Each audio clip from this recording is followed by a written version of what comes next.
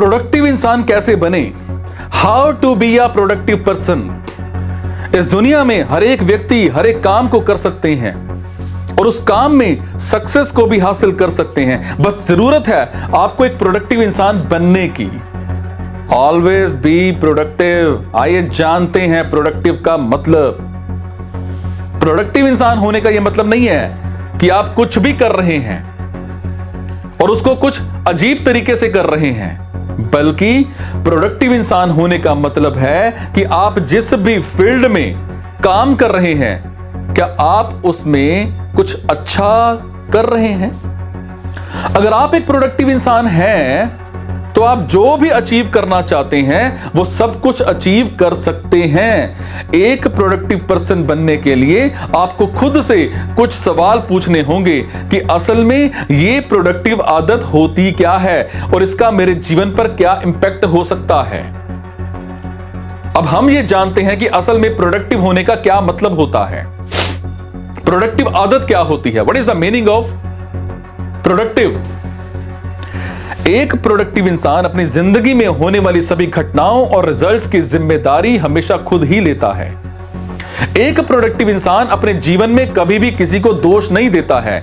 बाहर चाहे कैसी भी स्थिति हो, उनका उस पर कोई भी असर नहीं पड़ता है। वो हमेशा वही करते हैं जो कि करना उनके लिए सही होता है। एक प्रोडक्टिव इंसान कभी भी अपने काम को नेगेटिव थिंकिंग के साथ नहीं करता है, बल्कि अपनी थिंकिंग को हमेशा पॉजिटिव ही रखता है। जो मैंने आपको बताया हैबिट्स आपके अंदर हैं, तो आप अपने जीवन के असल में मालिक हैं और कामों के सफलता के लिए भी आश्वस्त हो सकते हैं। अगर आप चाहते हैं कि ये सभी आदतें आपके अंदर हों, तो आप आज मेरी बात को पूरा सुनिएगा।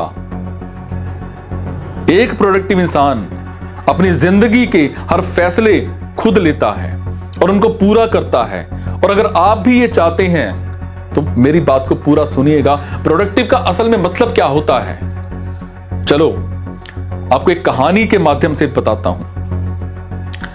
एक बार ना एक टिड्डा था जो अपनी जिंदगी से बड़ा प्यार करता था। वो अपना समय धूप में लेटे रहने में बिताता। जब वो चाहता था तब खाता था, तब सोता था और आमतौर पर हर समय खुद का आनंद लेता था। वो ऐसे रहता था जैसे उसे दुनिया में कोई परवाह ही नहीं है। एक दिन जब वो धूप से स्नान कर रहा था, उसने देखा कि एक चींटी एक रोटी के टुकड़े को जमीन पर धकेल रही है। तो टिड्डे ने पूछा, अरे तुम क्या कर रहे हो।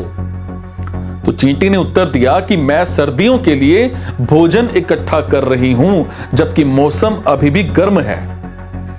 तो एक बार सर्दी शुरू होने के बाद मैं घर पर रहने जा रही हूं और भोजन के भंडार से खाऊंगी।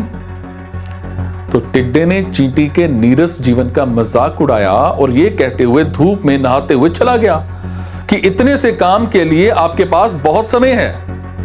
आपको मेरी तरह मस्ती करने के लिए समय निकालना चाहिए। उसके बाद जल्द ही गर्मियां बीत गई और सर्दी शुरू हो गई। जैसे जैसे मौसम ठंडा होता गया, टिड्डे का बाहर निकलना मुश्किल हो गया। हालांकि उसे जल्द ही भूख लगने लगी। उसने मौसम का बहादुरी से मुकाबला करने और खुद को कुछ भोजन खोजने का फैसला किया।